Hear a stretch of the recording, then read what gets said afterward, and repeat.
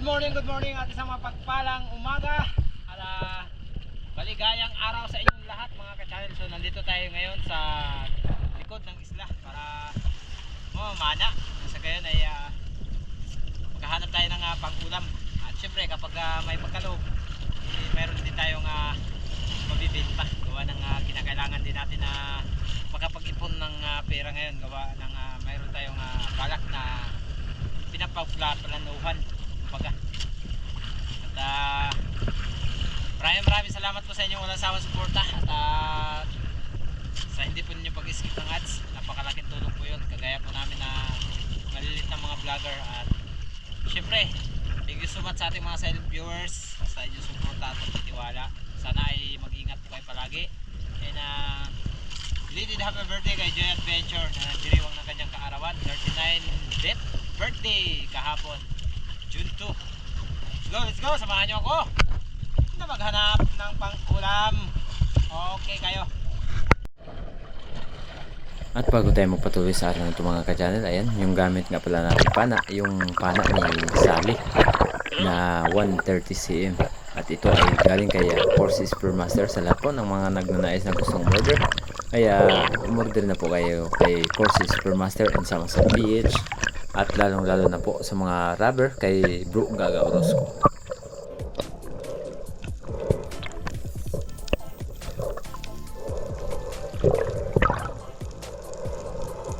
Sumubok tayo ng pagsisi dito mga ka-channel, pero yun nga, ang ating nasa lubong dito isang green sea turtle or pawikan. At mayroon tayong nakita ditong target, isang unicorn fish, pero nung malapit na tayo ay bigla itong pumasok sa ilalim ng bato, kaya hindi natin ito natira.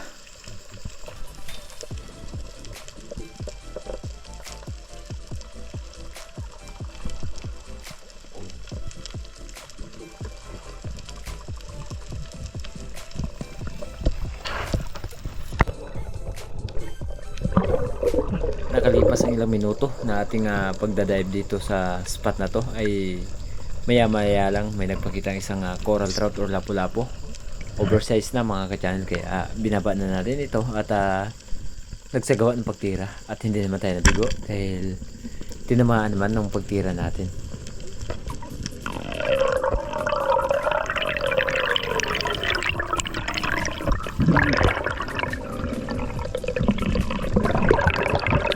Sa lahat po ng mga nagtatanong, pasensya na po talaga kayo kung bakit madalang tayo mag-upload ngayon. At madalang din kasi yung huli natin.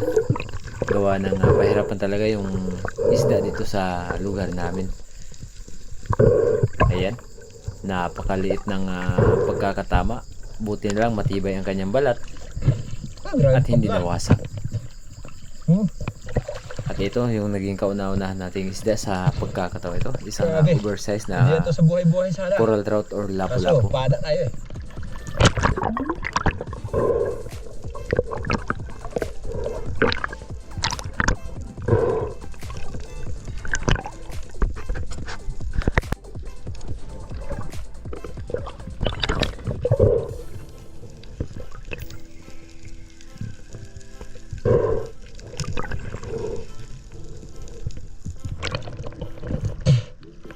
isa mga ka-channel.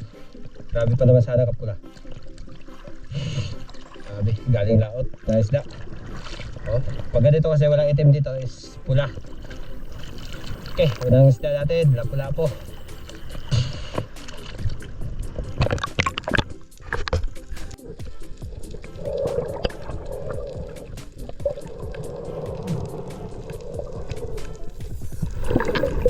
Another dive mga ka-channel, same spot pa rin kung saan tayo nakapano ng isang lapu-lapu. At meron naman sana tayo nakita dito, pero yun nga, nung pagbaba natin muli, sumiksik yung isang napakalaking surahan.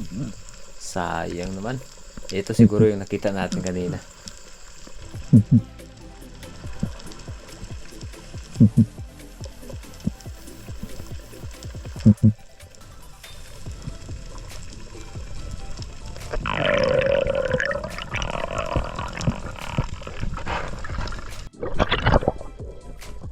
At sa katagalan nga, dahil malapit lang tayo dito sa spot kung saan tayo madalas nakakakaano ng Marlboro grouper o luba, ay pinuntahan ko na ito. At di ko napansin dahil medyo malabo yung dagat. Yung grouper pala ay nakapatong na sa bato. Ayun, biglang tumago, sayang. At hindi natin ito nagawang tirahin gawa ng naging mailap na ito dahil sa bawat balik-balik natin dito nagmamadali din siya na pumapasok. Siguro sa mga ilang araw na makalipas ay mapagdiskartehan natin to kung paano ito hulihin.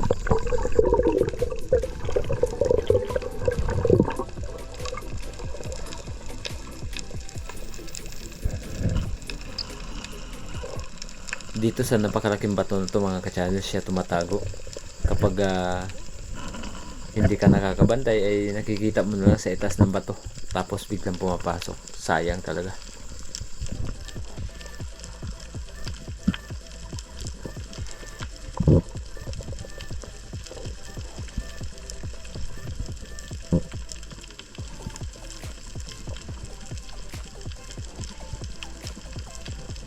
Hindi talaga basta-basta mawala ng mga grouper yung mga ganitong klaseng bato gawa ng napakaraming isda na kanyang makakain.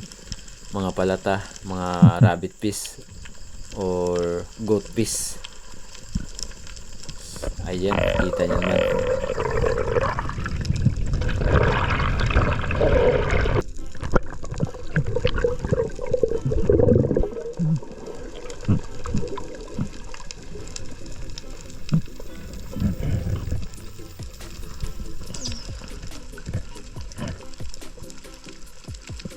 Ilang beses na rin pabalik-balik yung ating ginawa dito sa pagsisid pero yun nga ay talagang hindi natin nakita.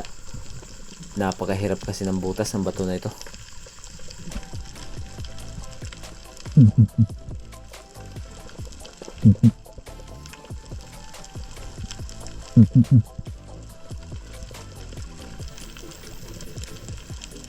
At hanggang sa katagalan mga ka-channel ay nag-decide na rin ako na iwanan na lang yung bato na ito dahil hindi rin naman natin makukuha yung luba at napakahirap ng kanyang pinagtataguan.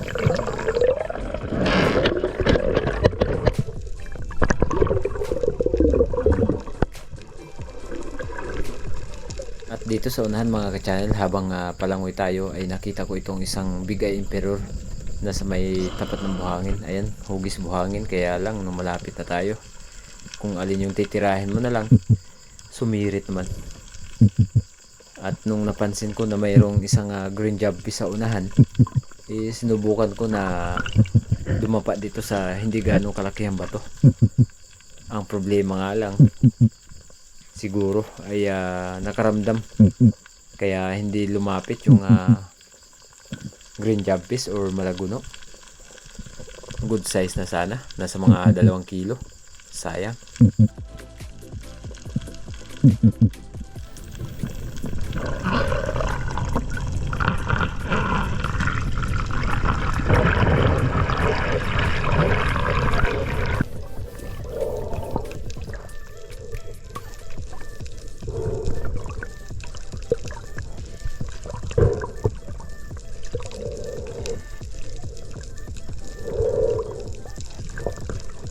Muli kong binalikan yung bato kung saan tayo nakakita kanina ng loba.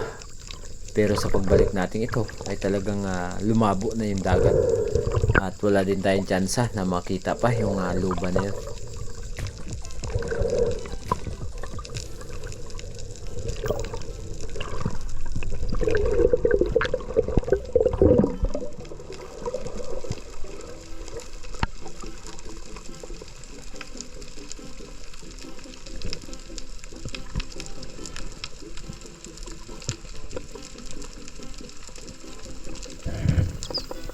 Mas lumabo pa ng bahagya ng pagbalik natin dito, hindi kagaya kanina na malinaw pa ng kaunti.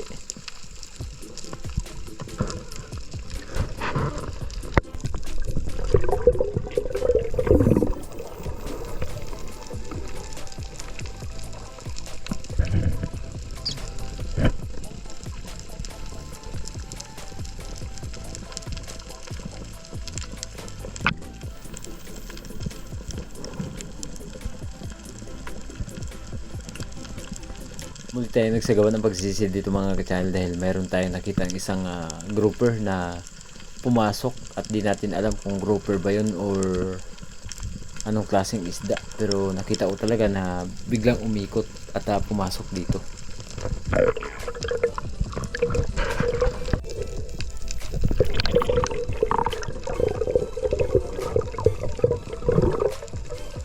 Muli kong binaba yung bato kung saan tumago yung napakalaking isda, pero yun nga, sadyang mahirap din yung kanyang sitwasyon. Kahit ginamitan natin ng flashlight, talagang hindi pa rin natin nakita yung isda na tumago dito.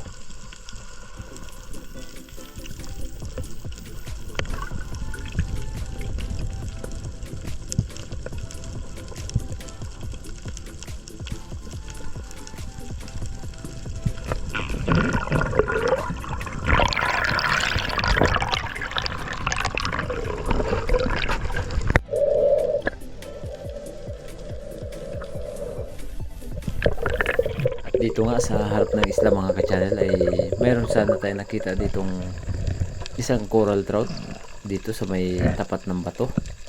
At ang ginawa ko, dahil medyo maamo naman ng kaunti, binaba ko pa siya upang iiwas sa bato yung ating pana, nang sa gayon sa pagtira natin ay hindi ito mag-stuck.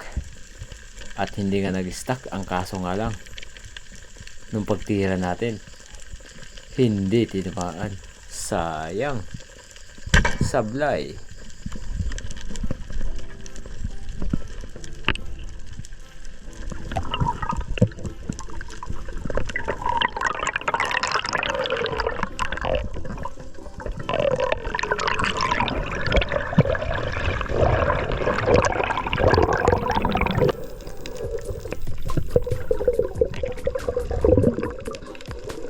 Pagkatapos kong sumablay doon kanina sa isang coral trout, ay nagdali-dali ako na mag-load ng ating guma, dahil mayroon tayong nakitang isang good size dito sa may buhangin na nakadapa. At ito ay ating muling tinira. Umilag. Sayang.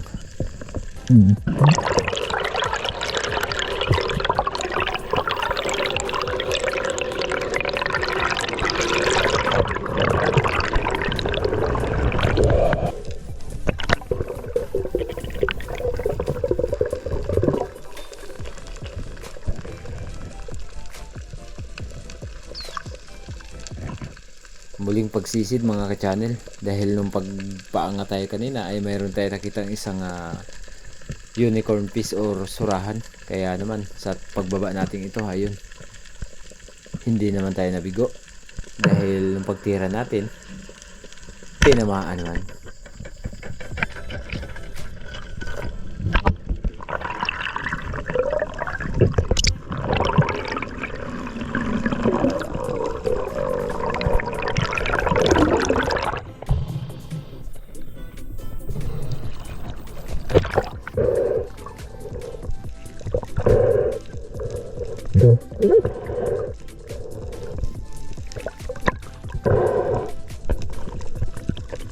Ito yung naging pangalawang huli natin sa pagkakataon ito. Buti lang, matigas yung balat. Dahil kung hindi, sigurado tanggal. Okay, surahad. Paboritong bayad.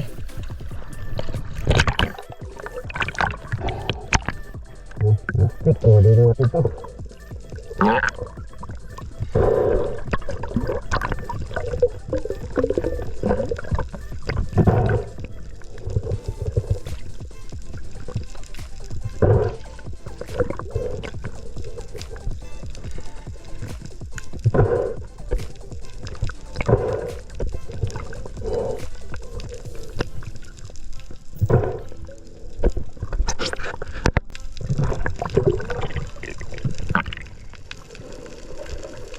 Dahil napakadalang ng isda at sapat na rin ang ating nahuling pangulam, kaya sumubok tayo dito na mag-drop malapit sa bangka, dahil napakasarap pagmasdan itong maliliit na isda. Ayan, ito yung madalas na kinakain ng mga malalaking isda. Kapag nagugulanta sila, ibig sabihin ay mayroong mga malalaking isda na nagkakain sa kanila or naghahan sa kanila. Kaya sinubukan ko nagulatin itong mga palata. Kaya ang ginawa ko dito ay yun, nagulat, pero dito wala na, nasanay na yata bigla.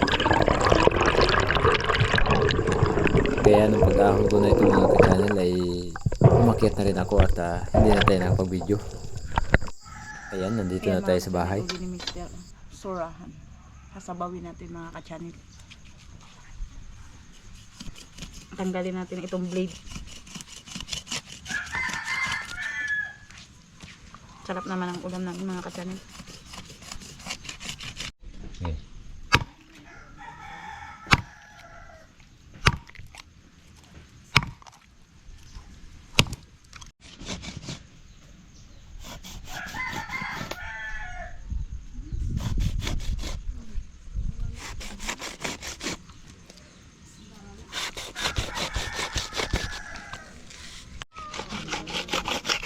Ayan. Putol-putol na ang surahan mga ka-channel.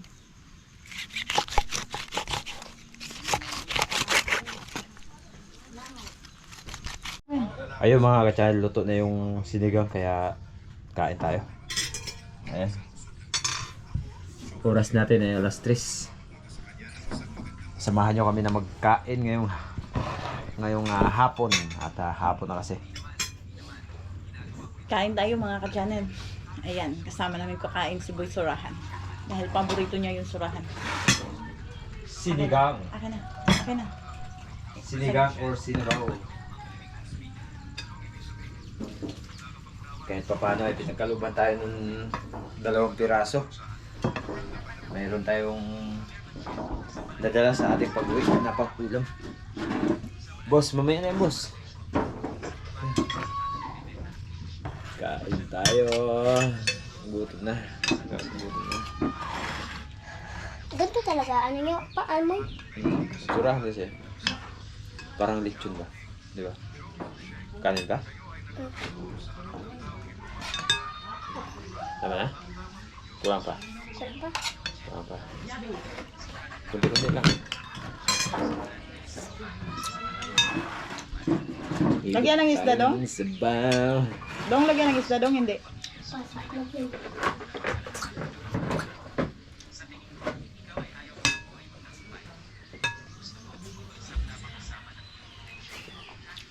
Kain.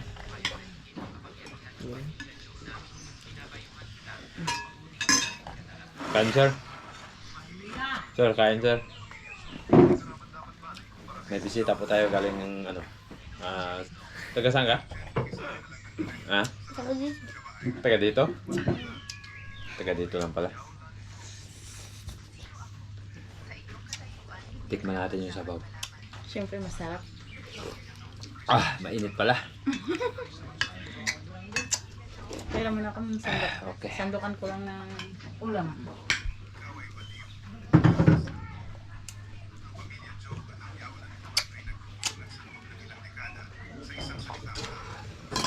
Patay ng maliit na magamay. Lagyan natin ng ulam. Lagyan natin dito yung ulo. Right. Dami kayo mga ka-channel.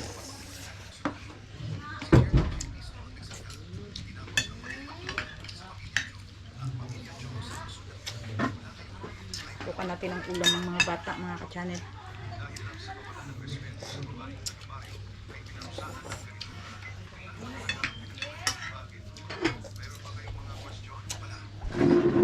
Siyempre, kakain na kami. Masarap tayo pag sinabaw.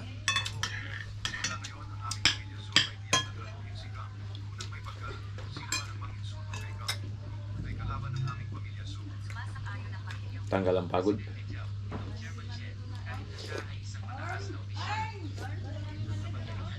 Ah, mainit pala.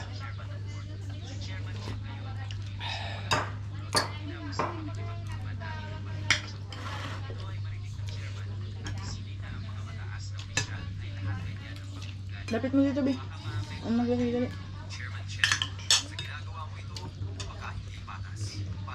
Akin na ito mo, lagyan natin sa bawah. Akin.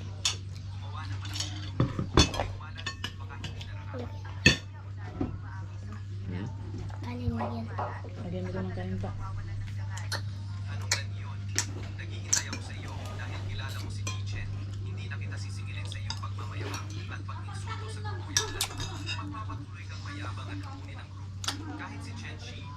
Ah. Naki na.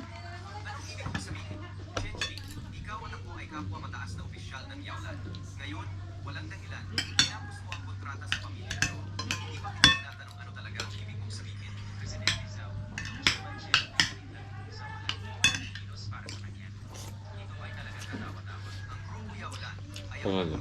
Hmm? Pagko.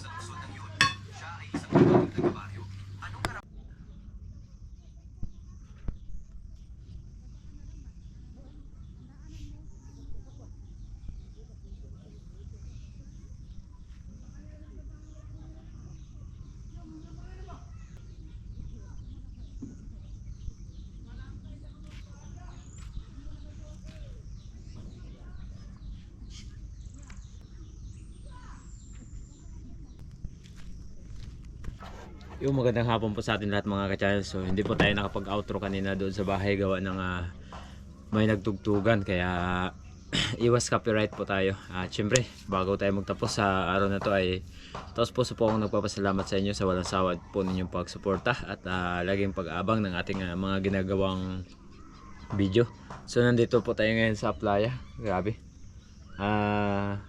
Paghapon po ay low tide. Pero kanina mga 3 may dagat pa rin. Kaya kapag inabutan tayo ng hapon, kapag namamana makakauwi pa rin, makakapasok pa rin tayo dito. Gawa ng may dagat pa rin pag alas 3. At shoutout po sa lahat ng ating mga silent viewers. Pasensya na po kayo kung bakit yung live po natin ay walang comment. Di ko rin po alam kasi first time ko talaga mag live tapos di ko pa alam kung anong pwede mga gagawin, kaya pasensya na po talaga kayo.